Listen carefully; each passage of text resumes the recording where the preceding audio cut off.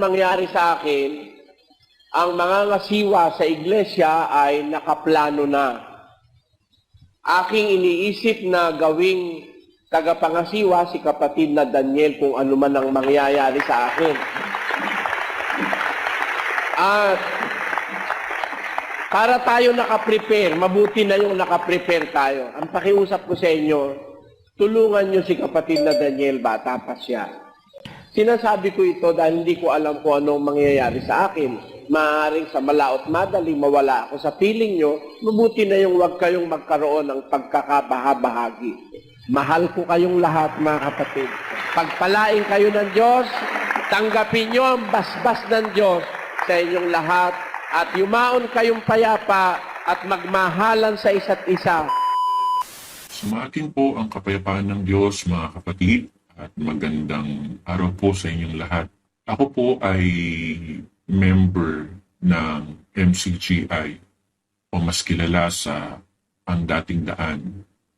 Ako po ay matagal na pong naanib sa samahang yan. Marami na po akong natutunan na itinuro ng kapatid na Eli. Sa kasalukuyan po, kung ako ang tatanungin ninyo bakit ako gumagawa ng ganitong pagsasalita or podcast para po mapahanginan kayo ng mga bagay na aking naobserbahan kung ano man ang nangyayari sa kasalukuyan. At ang timeline po natin ay mula ng pagpahingahin ng kapatid ni Eli. Pero hindi po ako magkakwento sa inyo. Ang gusto ko po ay magbahagi sa inyo ng mga paksa, ng mga aralin, ng mga verse sa Biblia na pagsusuri tungkol sa kasalukuyang nagaganap. At bilang kaanib nga po sa samahang MCGI, ay minarapat ko po na ihayag ang aking saloobin sa pamamagitan ng pag-share sa inyo ng mga salita ng Diyos, sapagkat kung yung salita ko lang naman yung i-share ko sa inyo, hindi nyo naman din po pakikinggan, sino ba naman ako? Pero ayon sa natutunan ko kay kapatid na Eli na mga salita ng Diyos, yun po yung gusto kong i-share sa inyo. At para ma-share ko po sa inyo yun, at bilang unang bahagi ng or pangunang episode ng podcast na ito, gusto ko pong i-share sa inyo ang isang paksa na gusto ko pong pag-aralan po natin, at kung inyong mamarapatin, samahan niyo po ako sa pagtuklas natin kung ayon ba sa Biblia itong sinasabi ko o hindi. Okay po. So, umpisahan po natin. Ang paksa pong inihanda ko po sa pagkakataong ito ay kung bakit maling pagbatayan ang sinalita ng kapatid na Eli noon na ang kalaban ni Daniel ay kalaban ko, upang pagbatayan ng pagiging mangangaral na sa Diyos ang tagapangasiwang nagturo ng mali at hindi ayon sa Biblia pagkatapos pagpahingahin ng kapatid na Eli ayon sa Biblia. So, ma-share ko lang po sa inyo, mga kapatid. Si Daniel Razon po, nung nabubuhay pa ang kapatid na Eli, siya ay pangalawang tagapangasiwang pangkalahatan, or recently, naging iba na po yung title na yon. Siya po ay naging katulong ng lingkod pangkalahatan. Kasi ang lingkod pangkalahatan po sa MCGI ay wala naman pong iba kundi si kapatid na Eli nung siya ay nabubuhay pa. Ngayon, mula po ng pagpahingahin ng kapatid na Eli, siguro po kung kayo po ay sumusubaybay, o kung kayo po ay kasalukuyang kagaya ko nakaanim sa Iglesia ng Diyos na yan, sa MCGI, or kung kayo po ay taga-subaybay ng Ang Dating Daan, mapapansin niyo po na malaki na rin ang pagkakaiba ng samahang yan mula ng pagpahingahin si kapatid na Eli. Mula ng pagpahingahin si kapatid na Eli, marami nang itinurong iba sa naituro ni Brad Eli noon.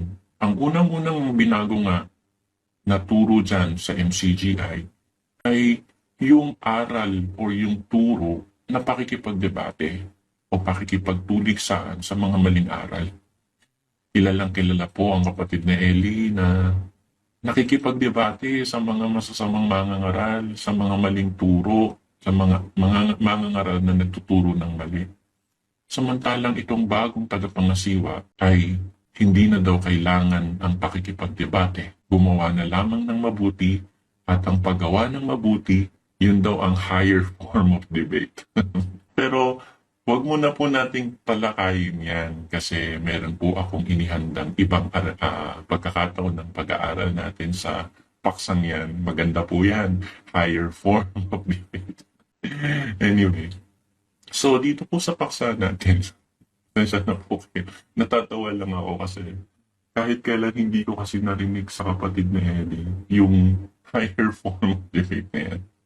Pero next time na lang po natin pag-usapan. Ano po mga kapatid, para meron tayong aabangan. So bilang pangunang paksa lang po natin sa pagkakataong ito, gusto ko lang ibahagi sa inyo ang isang maling notion ng mga nananatiling nakasalig ang pananampalataya o paniniwala kay Daniel Razon.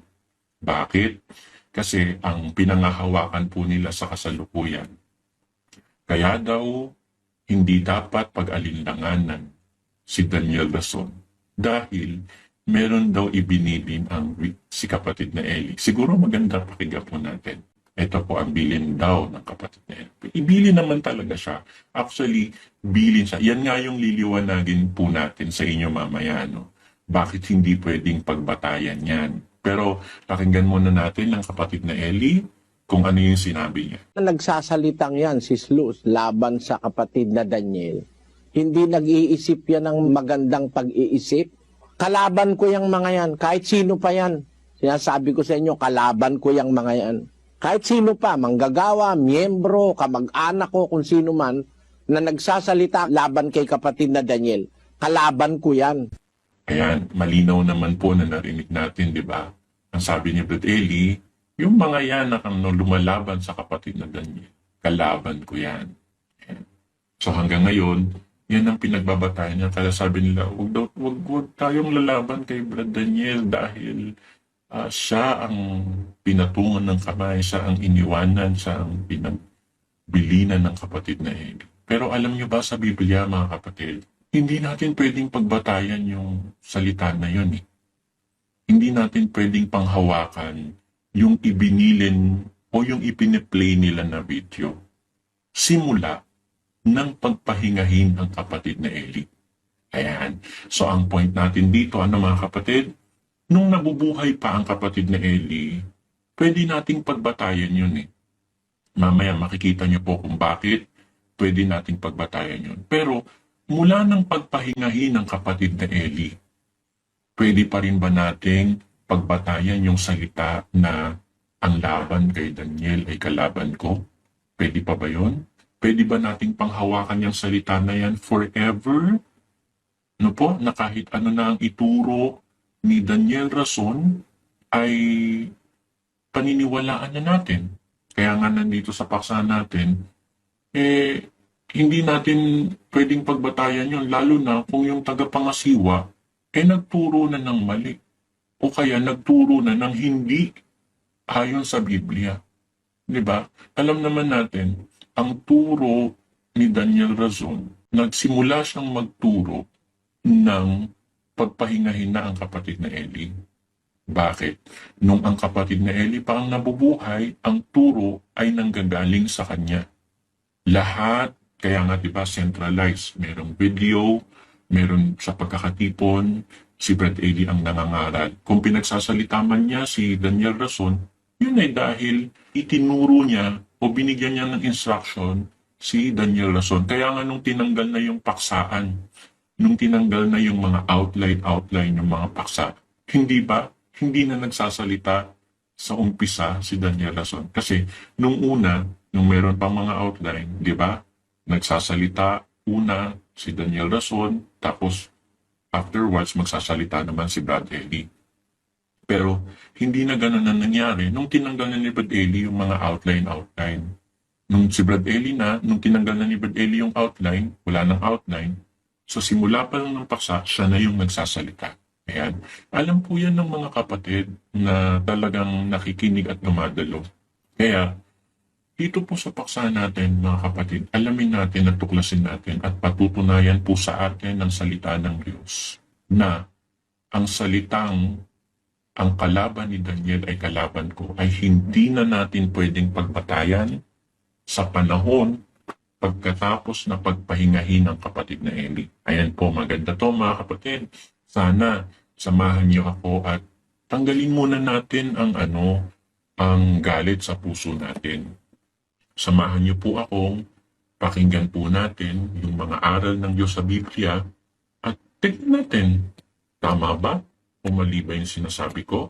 May batayan ba ako sa aking pagkiklaim na hindi dapat pagbatayan yung sinabi ng kapatid na Eli? Yung tanong, nung sinabi ba ng kapatid na Eli yun? Totoo ba yun? Totoo yun. Pero, nang pagpahingahin ng kapatid na Eli, totoo ba yun o hindi? Totoo pa rin yun. Pero, pwede pa ba nating pagbatayan yon? Ayan, yan po yung mga tanong na tutuklasin natin. Maganda to mga kapatid. Sabayan niyo po ako at samahan niyo akong tuklasin natin yung mga aral ng Diyos na nasa Biblia. At buksan natin ang ating mga puso, maintindihan sana natin. Umpisahan natin sa ganitong pagtatanong para mabuksan natin yung pag-aaral natin. Umpisahan natin sa ganitong pagtatanong. Ano ang bili ng mangangaral na sa Diyos sa mga miyembro patungkol sa mga taong kasakasama niya sa gawain ng pagpapalaganap ng salita ng Diyos? Ayan. So, kung yung mangangaral ng Diyos, meron kasing mga kasama ang mga mangangaral ng Diyos, di may iwasan yun di ba? Si Kristo, meron siyang mga apostol. Si Pablo, kasakasama niya, si Timoteo, si Prisca at Aquila. Siyempre, hindi lang naman ang pakikinggan ng mga miyembro yung mangangaral na sa Diyos. Minsan nagsusugo din yung mga mangangaral na sa Diyos. Sinusugo niya sa iba't ibang lugar para mangaral o tumingin sa mga kapatid. Ngayon, kapag sinusugo niya yung mga mangangaral o yung mga kasakasama niyang nangangaral ng salita ng Diyos, kasi hindi naman makakapunta sa lahat ng dako yung mangangaral na sa Diyos, di ba? Isa lang yung katawan niya. So, yun. Ano yung bilin niya o yung aral niya doon sa mga miyembro? Anong sabi? Pakinggan po natin mga kapatid, no po? Sa Lucas, ito po ang sinasabi sa 10:16. Nasabi po ng Panginoong Hesukristo dito, ang nakikinig sa inyo ay sa akin nakikinig. At ang nagtatakwil sa inyo ay ako ang itinatakwil. At ang nagtatakwil sa akin ay itinatakwil ang sa akin ay nagsugo. Ayan. Mga kapatid, malinaw yung instruction dito. No? Si Kristo po yung nagsasalita dito. Ang kausap niya, yung mga apostol. Ang sabi niya sa mga apostol, yung nakikinig sa inyo, ako pinakikinggan nun. Yung kapag kayo tinatakwil, ako tinatakwil nun. So ibig sabihin, ang mangangaral na sa Diyos pala, kapag nagsusugo siya, kung ano yung pagtanggap ng mga tao sa isinugo niya, ganun din ang pagtanggap sa Kanya.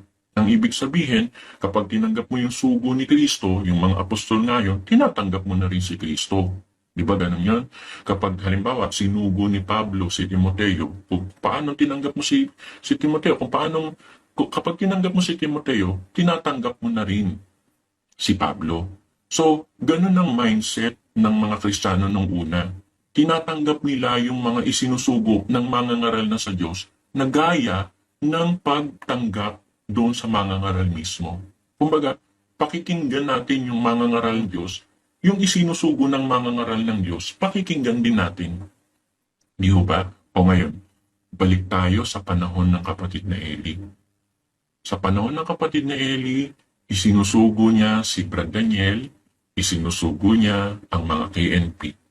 Ano ang ginagawa natin? Hindi ba't pinakikinggan natin? Dahil naniniwala tayo na yung sinasalita nila ay galing kay Brad Eli. Diba? Tama naman yun Sabi nga ng mga KNP, sino ba naman kami? Hindi nyo naman kami pakikinggan kung kami lang.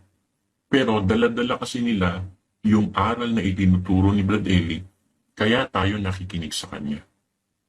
Tama po ba yun mga kapatid? Kaya ang bilin ng mga ngaral ng Diyos sa mga miyembro, pakinggan, tanggapin yung mga kasakasama niya sa pagngangaral ng salita ng Diyos. Ang isa pang katunayan, pakinggan niyo ito mga kapatid. Ano po? Dito po sa Roma, 16:1. Sabi ni Pablo, ipinagtatagubilin ko sa inyo si Febe na ating kapatid na babae na lingkod sa iglesia na nasa Cencrea, upang tanggapin niyo siya sa Panginoon ayon sa nararapat sa mga banal at tulungan niyo siya sa anumang bagay na magiging kailangan niya sa inyo, sapagkat siya may naging katulong ng marami at ng aking sarili naman. Tingnan niyo to mga kapatid, no? Si Febe, nung isinugo ni Pablo dun sa mga taga-Roma, ibinilin niya sa mga kapatid.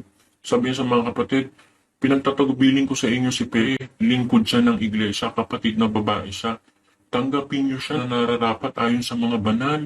Tulungan niyo siya sa anumang bagay na kailangan niya, sapagkat siya'y naging katulong ng marami at ng aking sarili. Naging katulong kasi ito ni Pablo, si Febe. Anong sabi niya? Tanggapin niyo siya ng nararapat kasi naging katulong siya ng marami at ng sarili naman ni Pablo. Kaya yung katulong talaga ng mangangaral na sa Diyos, yung kasakasama ng mangangaral na sa Diyos, ipinatatanggap yun, mga kapatid. O ngayon, balik tayo sa video. Anong sabi ng kapatid na Eli? Yang mga yan, na laban kay kapatid na Daniel, kalaban ko yan. Naiintindihan niyo na po ba kung bakit sinabi ni Brad Eli yun? Naiintindihan niyo na po ba bakit? Kasi diwa ng mangangaral ng Diyos yun eh. Diwa yun ni Kristo na isinalin or itinuro sa mga apostol. Ganon din ang diwa ni Pablo. Ang diwa ni Pablo, sabi niya, si Febe, kasakasama ko yan. Tanggapin niyo yan. Anong ibig sabihin? Pag may makapatid doon sa Roma na hindi tumanggap kay Febe, ibig sabihin nun, hindi rin tinatanggap nun si Pablo. That means, pag nilabanan nila si Febe, that is tantamount, nakalaban din nila si Pablo. Di ba ganun po yun? Ganun din naman sa panahon ng Panginoong Kristo. Nung isinugo niya yung mga apostol, sabi niya, ang nakikinig sa inyo, sa akin nakikinig. Di ba? Ang nagtatakwil sa inyo, ako tinatakwil. So anong ibig sabihin? Nung sinugo niya yung mga apostol, yung kakalaban sa mga apostol, ibig sabihin, kalaban din yun ni Kristo. Ganun yung kaibig sabihin ng ni Brad Eli. Diwa kasi yun ng Biblia eh. Diwa yun ng mangangaral na sa Diyos at diwa ng mga kapatid na sa Diyos na tanggapin ang mga kasama ng mangangaral ng Diyos sa pangangaral. Ito pa po ang isang katunayan ng mga kapatid. Basahin po natin sa Colosas 4:7 hanggang 9. Ang lahat ng mga bagay ukol sa akin ay ipatatalastas sa inyo ni Tikiko na minamahal na kapatid at tapat na ministro at kasamang lingkod sa Panginoon, na siyang aking sinugo sa inyo sa bagay na ito upang maalaman ninyo ang aming kalagayan at upang kanyang alibin ang inyong puso. Ayan, so ipinagtagubilan niya si Tikiko, ministro at kasamang lingkod sa Panginoon. Ang gagawin ni Tikiko, siya yung sinugo ni Pablo upang maalaman ng mga kapatid yung kalagayan ng mga apostol, upang aliwin ni Tikiko yung puso ng mga Kristiyano doon sa pinagsuguan sa kanya. Ano sabi dito? Tuloy natin. Nakasama ni Onesimo, tapat at minamahal na kapatid, na siya'y isa sa inyo. Sila, so si Tikiko at si Onesimo, sila ang magpapatalas sa inyo ng lahat ng mga bagay na nangyayari dini. Ayan. So, nagsusugo talaga yung mga ngaral na sa Diyos eh. Kasi hindi niya nga mapupuntahan lahat. Ngayon, sa pagsusugo niya, binibili na niya yung mga kapatid. O ayan, si Tikiko ayan si Onesimo. Mga tapat yan ng mga kapatid, mga minamahal na kapatid yan. Sila magpapatalastas sa inyo ng mga bagay na sa akin na nangyayari dito. So, tanggapin niyo sila. Parang magaganin yung bilin ni Pablo. Ngayon, etong si Onesimo, tapat at minamahal na kapatid. Ano ba ang sabi ni Pablo tungkol dito kay Onesimo? Pakinggan po natin, sa Filemon 1:10. Ipinamamanhid ko sa iyo ang aking anak, na aking ipinanganak sa aking mga tanikala, si Onesimo. O ano sabi tungkol kay Onesimo nung kausap niya na si Filemon? Kasi sumulat si Pablo kay Filemon na ibinibili niya si Onesimo. Anong sabi niya? Si Onesimo, ipinamamani ko sa iyo ang aking anak. Anak pala ang turing ni Pablo kay Onesimo, no? Kaya kahit hindi niya anak, itinuring ni Brad Eli si Brad Daniel na anak nga ang tawag niya kay Brad Daniel. Di ba? Si Pablo, ganun din siya kay Onesimo eh. Ang bilin niya, sabi niya, si Onesimo, pinagtatagubilin ko sa iyo. Sa yung aking anak na ipinanganak ko sa aking mga tanikala. Ano sabi niya? Kung ako nga ay inaari mong kasama, tanggapin mo siyang tila ako rin. Tinan niyo po. Talagang diwa ng mangangaral na sa Diyos yan eh, na inaari niya. Kumbaga, yung mga kasakasama niya, he takes full responsibility. Kinukuha niya yung responsibilidad o inaako niya yung responsibilidad nung mga kilala niyang mga tapat niyang kasakasama. So anong ibig sabihin nito mga kapatid? Tama talaga eh. Tama yung sinabi ni Brad Eli. Ang kalaban ni Daniel, kalaban ko yan. Bakit? Diwa kasi ng mga ngaral na sa Diyos yun eh. Diwa ni Kristo yun. Diwa yun ng mga unang mga ngaral na sa Diyos. Ayan. So, nakakasunod po ba kayo mga kapatid? Diba? Ang ganda, no? Ang ganda ng mga diwa ng mga ngaral sa Diyos. Kaya pala, ako nung una, nag-iisip din ako. Sabi ko, bakit kaya nasabi ni Brad Eli ito? Bakit kaya nasabi ni Brad Eli na ang laban kay Daniel, kalaban ko yan? Kasi naniniwala siya na tapat na kasama sa pangangaral niya si Daniel Rason nung siya ay nabubuhay pa. Naniniwala po ba kayo na totoo ang mga aral na ito na binasa natin sa Biblia? Naniniwala po ba kayo na tama ang sinabi ni Brad Eli nung panahon na yon? O ngayon, punta tayo sa susunod na parte ng ating pag-aaral. Sana nakakasunod po kayo. Sana wag po kayo magalit kasi ang layon ko lang naman po ay yung katotohanan ng manatili sa ating lahat. Hindi po para manira ng kung sino pa man. Ang pag-aralan natin yung totoo kasi yung totoo, yung katotohanan, yun ang magpapalaya sa atin. Ayan, eto tanong natin, meron bang limit o boundary yung salitang tanggapin ang mga kasama ng mangangaral gaya ng pagtanggap sa mismong mangangaral na sa Diyos? Ayan, exciting to mga kapatid. Yung sinabi ba na yung tumatanggap sa inyo ako tinatanggap? Yung sinabi na tanggapin mo siyang kagaya ko. Yung sinabi mismo ni Brad Eli na ang laban kay Daniel ay kalaban ko. Meron bang limit yon? Meron bang boundary yon? O sabihin na natin, expiry. Diba? Yan yung mga pwedeng mga synonyms na pwede natin gamitin. May limitasyon ba yon? O meron bang hangganan yon? Baga, hanggang dito lang. Pagka hindi na siya angkop dito, hindi na sasakop ng salitang yon. Di ba ganyan, ano? Natutunan natin kay Brad Eli, hindi kasi lahat ng salita ng Diyos, kung nabasa mo salita ng Diyos o utos ng Diyos, susundin mo na. Hindi na yun angkop sa'yo. May mga utos ang Diyos ng una, hindi na angkop sa'yo kasi limited lang yun. Halimbawa, yung ikapu. Di ba? Ang utos na ikapu o aral na pag-iikapu, kanino po yun iniutos? Sa mga Israelita. Hindi ka naman Israelita. So, limited lang yung utos na yon sa mga Israelita. Hindi ka naman Israelita eh. So, nalilimitahan ka. Ibig sabihin, hindi ka na part ng tutupad dun sa utos na yun. Bakit? Kasi hindi nga para sa iyo yun. Diba? Yun. So, ito yung tanong natin. Meron bang limit yan? O may hangganan ba yan? Yan salita na yun.